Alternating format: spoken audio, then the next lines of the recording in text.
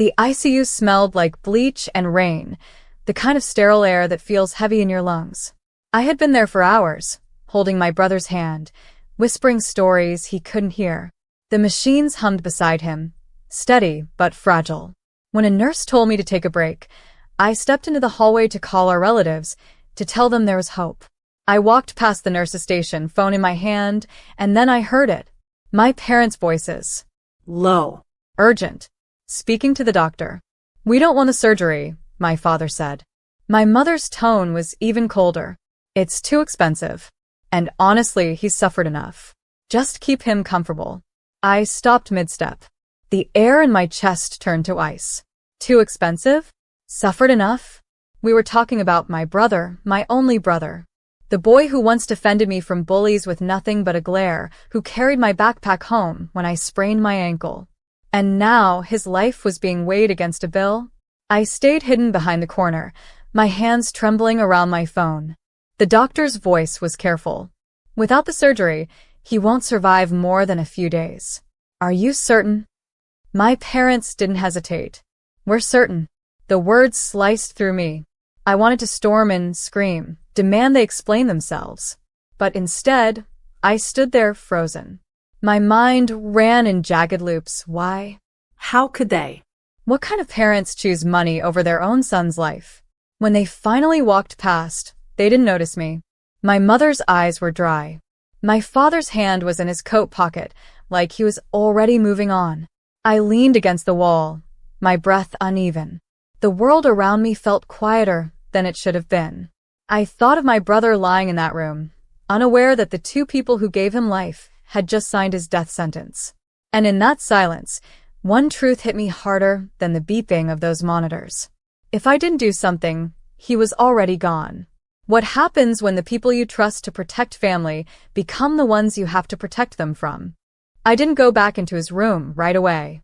If I saw his face now, I'd break. And I couldn't afford to break, not when the two people who should have been fighting for him had already surrendered. Instead, I slipped into the stairwell, sat on the cold concrete step, and started scrolling through my contacts. There had to be a way. Someone who could help. Someone who wouldn't ask for permission from them. I called Aunt Valerie first. She lived 2 states away, but had always been the kind of woman who cut through nonsense with a single sentence. "I'm listening," she said after I told her everything in a rush, my voice shaking. She didn't even pause. "Get the consent forms. If your brother named you as next of kin or gave you power of attorney, you can override them. Even if he didn't, there are ways." My hands tingled with adrenaline. "But they'll know." "Good," she interrupted. "Let them know you're not going to watch him die." I hung up and wiped my face. No more hiding in corners. No more freezing in place. I marched to the nurse's station, found the doctor they'd just spoken to, and said, "I'm his sister. I want to talk about that surgery." He looked at me carefully, his eyes flicking toward the hallway where my parents had disappeared. "They made their wishes clear," he said softly. I leaned forward. "Their wishes aren't his. And if you check his file, you'll see he wrote my name under emergency contacts. Not theirs." The doctor hesitated, then stood. "Follow me." Inside his office, he pulled up the records. My name was there, bold on the screen. And just like that, the decision shifted. Papers were printed. A pen was placed in my hand. My signature felt heavier than any document I'd ever signed, but my hand didn't shake. I was done letting silence decide his fate. When I walked back into my brother's room, the hum of the machines felt different. The surgery was scheduled. He had a chance now. But I also knew this. When my parents found out, the real fight would begin. I didn't have to wait long for the storm. By the time I returned from grabbing a coffee in the hospital cafeteria, they were there, standing outside my brother's room, voices sharp enough to slice through the corridor noise. My step faltered, but I didn't slow. "What did you do?" My mother's voice was low, but her eyes were fire. My father didn't bother with quiet. "We told the doctor no. No surgery. You had no right to change that." I glanced through the glass at my brother, still unconscious, still hooked to tubes and monitors, and felt something inside me snap. I had every right. You gave up on him. I didn't. My father stepped closer, the smell of his cologne clinging like an old memory. You think you're some kind of hero? You have no idea what this will cost. I met his stare without blinking. If it costs every dime I have, I'll still sleep at night knowing I didn't let him die because of a bank balance. People were watching now, nurses at the desk, visitors passing by. My mother's lips tightened into a practiced smile for the audience, but her whisper to me was venom. You'll regret this. Don't expect our help when it all falls apart. I leaned in, just enough that she could hear me, but the others couldn't. I don't need your help. I just need my brother alive. She pulled back like I'd slapped her. My father's jaw tightened, but for the first time in hours, he didn't have an answer. The doctor appeared then, holding a clipboard. We'll prep him for surgery in 20 minutes. His tone was steady, but his eyes flicked between us, reading the tension like a headline. My parents didn't say another word. They turned and walked down the hall, shoulders stiff. I went back into my brother's room, sat beside him, and took his hand again. My thumb brushed over the foretape. You're going to make it, I whispered. Even if I have to fight everyone to get you there. The hours of the surgery felt endless. Every tick of the clock above the waiting room door was another reminder that this was a fight I hadn't planned for, but one I refused to lose. I sat alone in a corner chair, coffee long cold, fingers twisting the hospital band around my wrist. My parents didn't sit with me. They paced on the far side of the room, whispering in clipped tones, shooting glances my way like I was the problem here. When the surgeon finally came out, his mask pulled down, I stood so fast my knees cracked. He made it, he said. It'll be a long recovery, but the surgery was a success. The relief was instant, dizzying. I wanted to laugh, cry, collapse all at once. But then I saw my parents' faces, tight, unreadable. No joy, no gratitude, just calculation. The surgeon moved on, leaving us in the awkward space between victory and whatever this was. My mother approached first, her voice syrupy for the people in earshot. Well, I guess we'll see how this turns out. I stared at her. He's alive. That's how this turns out. She gave me a small, sharp smile and walked away. My father lingered, lowering his voice. You don't understand. You think you saved him, but all you've done is delay what's coming. That's when it hit me. This wasn't just about money. This was about control. About whatever future they'd already mapped without him in it. And for the first time, I wondered if they had wanted him gone for a reason far darker than I'd imagined. When I went to see my brother in recovery, he was pale but breathing steadily, his chest rising under the hospital blanket. I took his hand again. You have no idea what they almost did to you, I whispered. But you will. And when you're strong enough, we'll deal with it together. In that moment, my mission changed. I wasn't just going to protect him. I was going to find out exactly why our parents had chosen to let him die. I started with the insurance papers. The ones my parents had refused to explain when I asked. The ones they'd filed quietly after my brother's accident, brushing me off with. We've got it handled. But now that he was stable, conscious, and slowly starting to speak again, I had time and motive. I visited the house while they were out. I still had a key. My father had forgotten to change the locks. A mistake.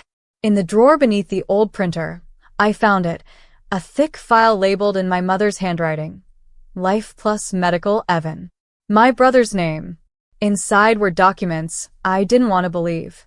Life insurance policies signed 3 months before the crash.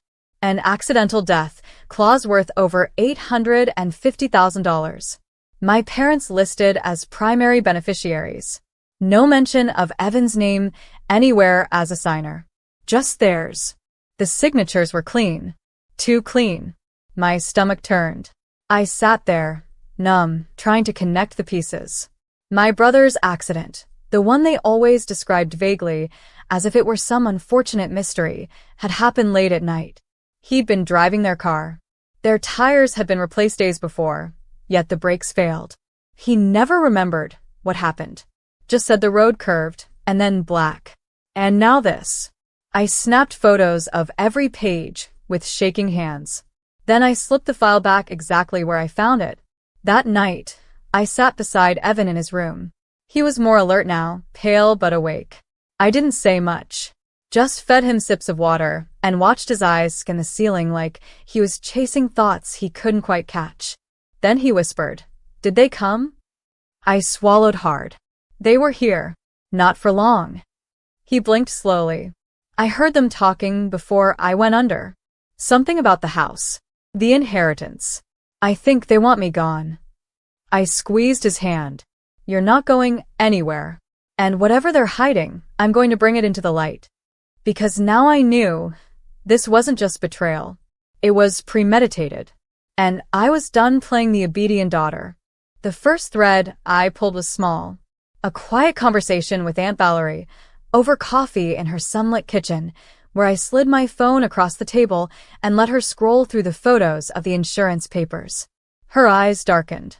This isn't just suspicious, this is criminal. I leaned in. If I go to the police, they'll bury it. My parents know people. They'll spin it. She sipped her coffee, thinking. Then, you don't start with the police.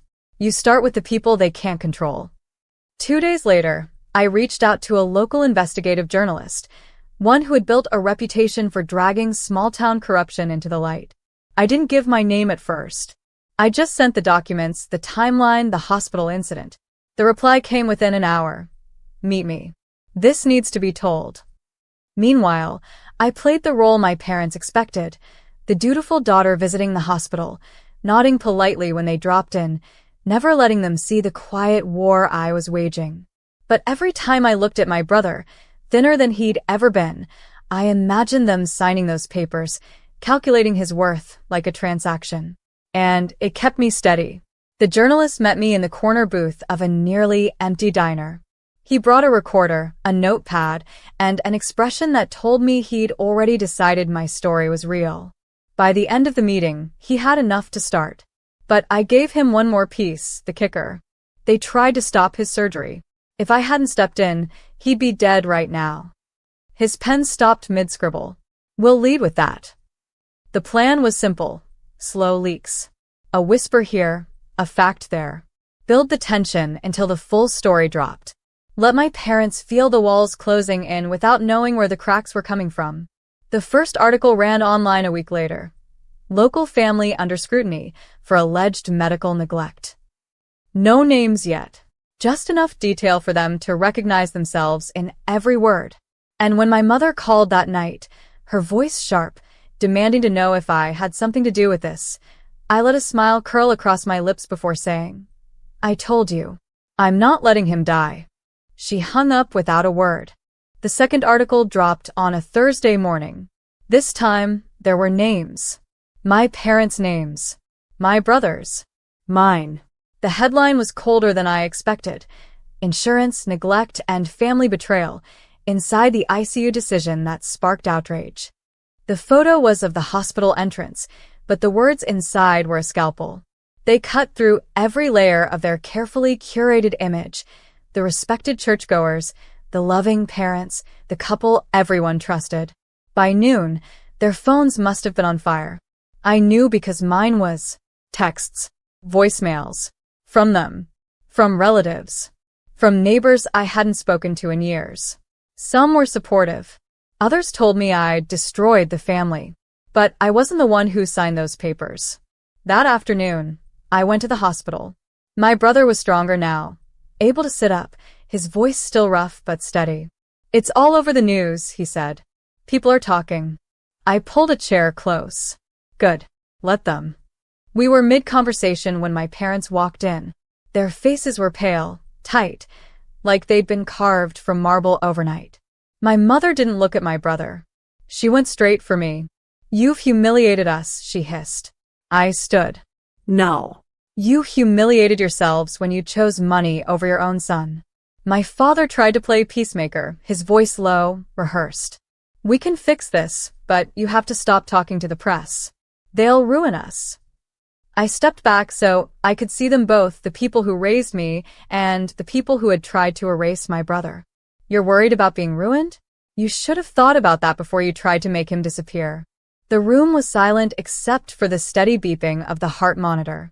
My brother's eyes were on me, and in that moment, I knew he understood. I didn't raise my voice. I didn't need to. You will never control this narrative again. Every step you take from now on, someone will be watching. My mother flinched, but didn't answer. My father's mouth opened, then closed. And for the first time, I saw it fear. Not of exposure. Of me. It didn't take long for the ripple to turn into a wave. By the end of the month, the third and final article hit. A deep dive, complete with the scanned insurance forms I'd photographed, the timeline of my brother's accident, and the doctor's confirmation that my parents had refused surgery until I intervened. There was no spinning it now. Their friends stopped answering their calls. The church asked them to step down from every committee. My father's consulting contracts evaporated one by one. The whispers became open conversations, and the people they once ruled over with charm and intimidation now crossed the street to avoid them. Financial ruin came next. Legal inquiries froze accounts. The payout they'd planned for was gone before it ever existed. The attorney fees alone were enough to choke them. And me? I didn't gloat. I didn't need to. My brother was home, propped up on the couch in my apartment, color back in his cheeks. He'd read every article. He knew every detail now. One evening, he looked at me over a plate of takeout and said, "They'll never forgive you." I smiled faintly. Good. I didn't do this for their forgiveness. Outside, the sky was painted in gold and violet. For the first time in months, the air didn't feel heavy. The war was over. A week later, I saw them for the last time. They were leaving the courthouse, surrounded by reporters, eyes down, clothes rumpled. I didn't approach. I just stood across the street with my brother beside me. They looked up once, long enough to see us together, alive and unbroken. I didn't wave. I didn't speak. I just let the silence between us do what it had always done. Tell the truth.